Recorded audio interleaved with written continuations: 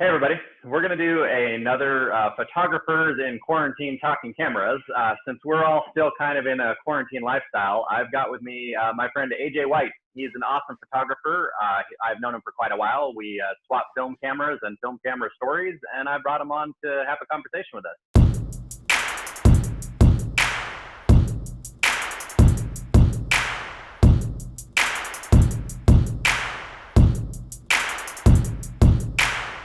How you doing today, AJ? I'm doing pretty good, Kelly. How are you? Not too shabby. So why don't you introduce yourself? Tell us a little about what you like to shoot, and a little about yourself. Like I said, I'm AJ White. Live in Carlsbad, New Mexico, but have lived quite a few places over the years. Mainly shooting portraits now, going more old Hollywood style classic looks is what I'm gearing up for. And also moving into shooting a lot more musicians if I can when this pandemic ends. So it's kind of hard to shoot live stuff right now. Yeah, I understand that. It's been a little hard for me to find subjects to shoot too. A lot of shooting things on my back patio and things in my kitchen and things in my garage studio. And yeah. So why don't you tell us what got you into photography? Actually, I've had a camera in my hand since I was 5. Wow. Just, going out with, mom, stepdad at the time, shooting grist mills in Georgia and things like that. Of course, I didn't know what I was doing then. So and then, growing up in high school and, everything else, I was the one behind the camera just taking the pictures with, the point and shoot film cameras back then because there was no digital. Yeah, true. So I know you did digital for a little while. What got you back into film? Actually, it was something I started messing with back in Jacksonville when I was stationed there in the military. And we had what's the word? It was almost like a flea market. And and he's still there to this day. There's a camera. He's called the camera guy, and he refurbishes film cameras and sells them. And so I picked up an EOS, was it 630? Started playing with that, and then photographer that I worked for, I did shootings, second weddings. He had a Mamiya 645. I can't remember what model it was, but it wasn't the M model, but shot that, and it really ignited something. Then took a break, and then when we started talking, was it I think 2014, somewhere around there? Yeah, somewhere around there. And that's what got me back into it because I started finding looks that I liked, and I was like, that's not digital, and I didn't want to have to really recreate it on digital or anything like that. So that's when I started looking into the film cameras, and that's when this rabbit hole started. Sounds like a pretty long history of film. I know you've had quite a few film cameras. Have you had a favorite film camera or two? To be honest, I don't use it as much, but it's still my first medium format camera I own, which is the RZ. That's a good one. That's a real good one. I've added another back to it just as a spare, and I've added a 90 millimeter to it. And now my newest one is a Minolta CLE that I've yet to try. And yeah, I wonder where that one came from. I don't know. And then my Birkin James 4x5, which I've gotten into 4x5 a lot. So what is it about 4x5 that captures you more than medium format and 35? It's just really, like I said, I'm going back to the old Hollywood style, and I just like it. So, and most everything back then was shot on 4x5. True. Yeah. So, and what's this? Not. Oh, now I just went blank. But Grace Kelly's photographer. He shot our wedding, did all of her stuff. Hal Compton, I think that's how you pronounce it. His work. So, and then all and George Hurl. Oh, awesome! Yeah. So those are the two that are like really I look towards for a large format. Very cool. Well, you talked a little bit about liking to shoot old Hollywood. What other types of things do you like to shoot? I mean, I've seen a lot of your work. You go quite a lot of directions. Tell us about that. Landscape is fun for me. It's just, it gets me out there. I could sit there for hours and just watch something and set it up and then just wait for when the moment's right. And you never know when it's going to be. It's just, you feel it. Totally. And then, and obviously right now, like this coming weekend, it was supposed to be an event we have every year. Obviously we're not going to, and there's a car show that goes with it, but no car show, no concert, no nothing. So, I mean, I like going around shooting cars, and especially here because of the community we live in, we have a lot of lowriders. Oh yeah, that'd be awesome. So, and that's kind of the culture I grew up with, being from Fort Worth. I grew up with a lot of lowriders around, lowrider bicycles. So it made it fun. So it's a way for me to get back, and it's just the stuff I like to shoot. Don't get to shoot it as much as I'd like, but it's a lot more fun. Yeah, I can totally understand that. That's something we kind of both share, the love of car culture and shooting cars, and especially doing it on film. Yeah, when I first started with it, it was a little rough, but it got better. Yeah, So, yeah, that's the goal. I mean, if you're not getting better, you're doing something wrong, I guess. I would say, no, I still have my mess ups. I just don't share them as much anymore. Totally, So, I understand that. And then the other one is just, still doing, portraits. I mean, I still shoot outside, but I've gotten to the point where I'm getting back to where I started, which was in the studio. And I just like doing, 3/4 shots, and not a lot of people like it because they want that nature, outdoor, and all that, those looks. But inside, I can control every single aspect of it. And if it's messed up, it's because of me. Yeah. Yeah, no, I understand that. I appreciate that look a lot. I mean, that's another place that we kind of cross paths where with the portrait photography, we do a lot of similar things. So from your point of view, what makes the perfect photograph? My point of view? Well, for one, the photographer and whoever you're photographing really got to be kind of on the same wavelength. Sure. You have to be in sync. You have to. Other aspect, is going to be, do you know your gear? You have to know your gear. Yeah. Then, for film, if you're using film, you got to know the film stock you're using, how it's going to react to your lighting, how many lights you have, if you want to underexpose it, overexpose it, and just, and then the interaction while you're photographing your client. Yeah. Or portrait. Because, looking at the back of a screen, you're not interacting with your client at all. You're interacting with the back of a screen instead of, say with 4x5, you're not looking at the back of it. You're standing off to the side, talking to them, interacting with them, and then you're squeezing your trigger to get the look while they're in the midst of doing something, and it's a natural. It's not like you're not coaxing it out of them; they're being themselves. I love and for me. Keep going.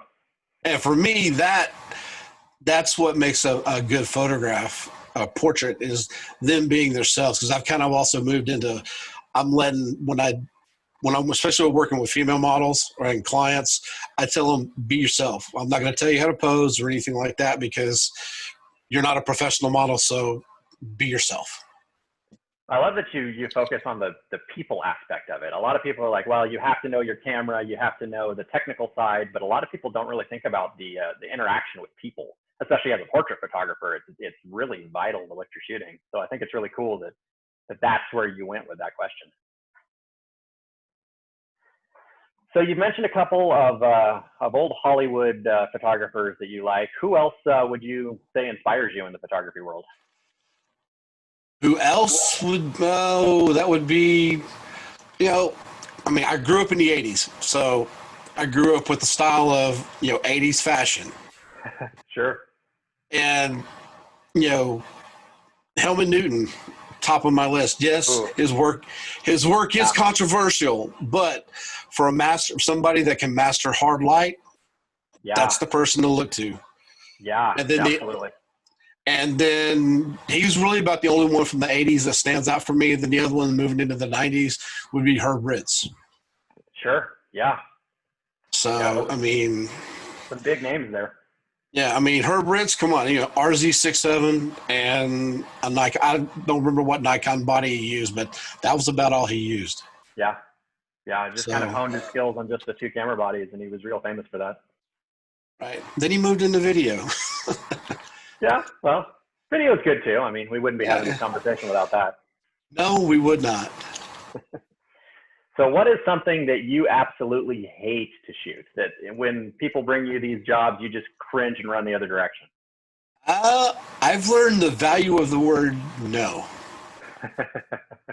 And I don't cringe at anything anymore. I mean, I've done weddings, I've done infants, I've done toddlers, but I would have to say infants and toddlers are really the two things that I will not shoot anymore, just because I just don't have the patience for it anymore. Sure. Yeah, I So, understand that. so, I mean, I'll shoot weddings from time to time, but getting older, I don't like being on my feet for 12 to 18 hours a day. Yeah, yeah. The So. weddings are a lot more physical than a lot of people realize they are. So I did that for 3 years straight assisting, and those were rough weekends. Yeah, yeah. So I know we're in the middle of a pandemic and it's kind of put everything on hold. But do you have any projects going on right now? Anything you're shooting as a personal work or anything like that? Actually, yeah, my daughter's been going out and collecting stuff from around the neighborhood out of the park, and then putting them in little jars. Oh, interesting. And she just got some more stuff. So this weekend or next weekend, I'm going to set it up, and I'm shooting it all on 4x5 with Atomic X. Oh, that'll be pretty. That's a real fun And build stock. excuse me. Yeah, it took me a while to get my next box in, but I've got it ready to go. Luckily, she has enough for me to set up to do individuals now instead of just putting them together as one shot with two bottles. Very cool. So Is it's that something that titled, you're? it's titled "Preserve for Future Generations." Oh, that's a good name. I like that. Are you thinking of going just online with it, or are you going to put out a photo book? It's going to take a while for a book, but I'm thinking I might do like a small zine with it. Maybe Sure. depends on whenever this ends, which I don't really know. I can't see into the future. If I could, Right. I'd be like, give me the lottery numbers, hey. But it's going to take a while to get done because I'm going to just make sure I've got time. I'm not going to rush it and set them up right. Awesome. So, but Well, make sure you let me know when that's out. I'd love to yeah, see that. It sounds like a really cool yeah. project. I know I posted one earlier in one of the groups, and some people they got a pretty good response on it. So, Awesome. so So, what is the worst photo idea you have ever come up with? the worst photo idea, honestly. Forgive me, everybody who watches this, but yes, I'm a child of the '80s. I love hair metal. I actually thought about doing, having somebody dress up in '80s clothing and using the auditorium here with all the crazy smoke lights, gelled lights behind them, everything else, and just having fun with that. Luckily, it has not happened I don't because know. I Being from don't. Portland, I could see that sort of shoot taking off pretty good here.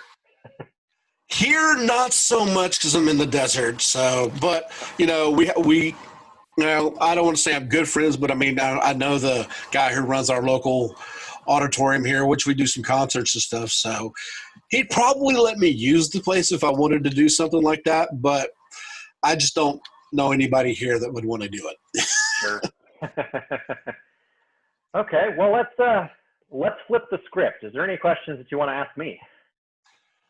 Let's see. I watched the one with Ruby, and she took my question. Oh. All right.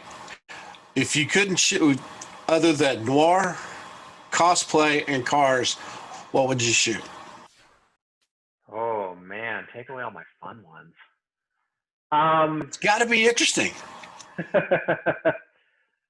I would say probably travel.